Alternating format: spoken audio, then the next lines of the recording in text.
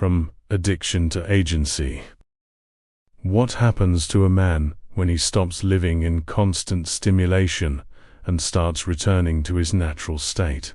Why does energy, clarity, dignity, and the desire to live return after breaking free from addiction, while anxiety, chaos, and internal noise fade away? And why does real strength begin not with restriction, but with a complete system reset, from hormones to attention, from identity to one's role in life?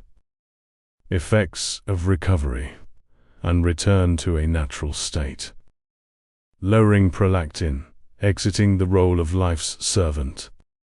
Prolactin is the hormone of submission, self-sacrifice, and blurred boundaries. It amplifies estradiol while suppressing dopamine and testosterone, which means it dampens drive, initiative, aggression, and forward momentum. On a behavioral level, prolactin programs the following roles: the subordinate toward authority, the mother dissolved entirely in the child, the elder living only for the younger, the man who serves others' needs while neglecting his own.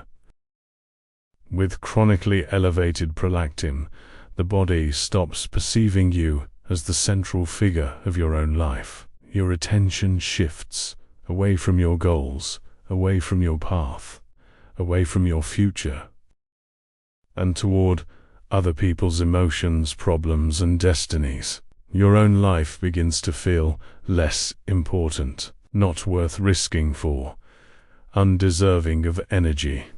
Lowering prolactin is not cruelty or loss of empathy. It is the restoration of your right to be the main character, not a background NPC in someone else's script. Increased dopamine receptor sensitivity, the return of meaning and direction. The key point is this: it's not about how much dopamine you have, but how sensitive your receptors are. When a man lives for a prolonged period without abnormal stimulation, spikes, pornography, endless scrolling, constant novelty, the body begins to grow new dopamine receptors. This is a fundamental biological fact.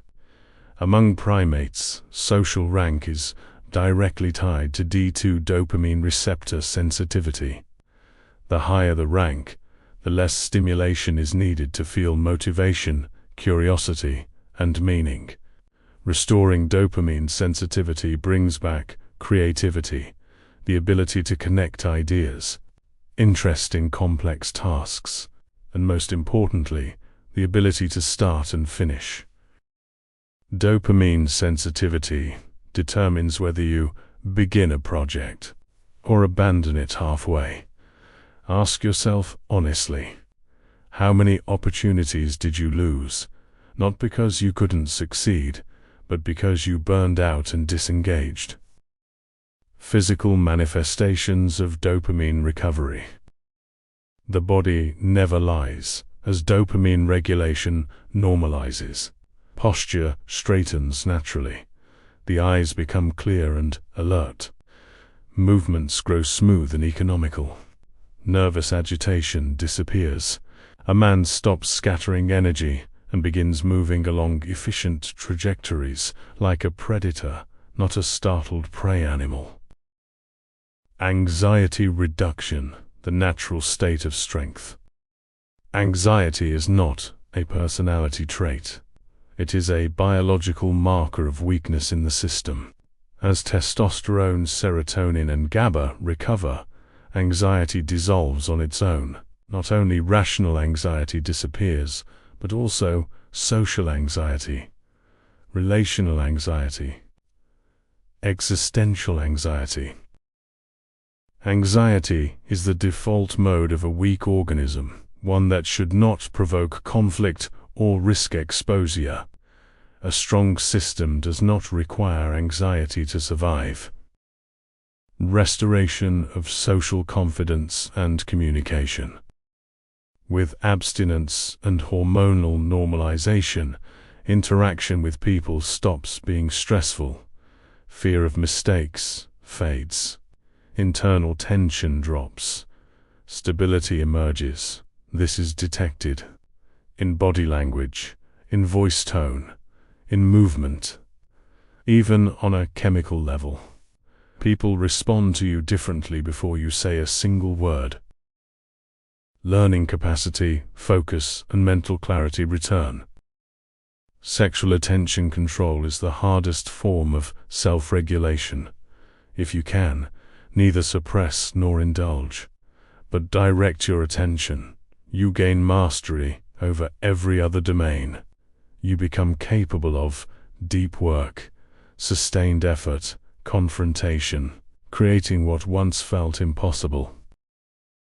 Transition from passive dopamine mode to active norepinephrine mode. The environment we live in has never existed before in human history. The sheer volume of images, sounds, information, symbolic triggers is far beyond what the nervous system evolved for. As a result, the brain begins to expect constant external stimulation as the norm. When stimulation disappears, intense anxiety activates, driving the organism to regain dopamine by the shortest possible route at any cost. This mechanism is identical in drug addiction, social media dependency, compulsive sexual behavior. Why norepinephrine is the only exit. Norepinephrine is unique. It cannot be passively stimulated.